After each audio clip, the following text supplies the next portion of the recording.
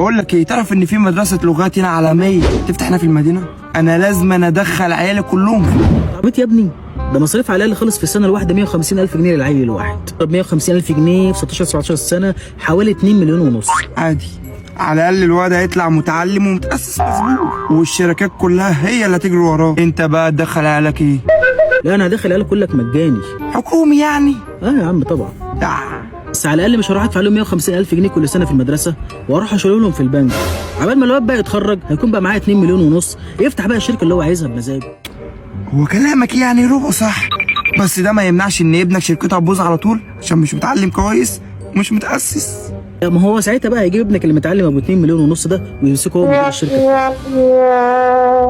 المهم فكك من الكلام ده كله. هو دينا النهارده مريحه كده ليه؟ تقريبا النهارده السبت. انا نادي عزار على عنب وعنب يا عنب، شيل يا عنب، حلويات حلويات.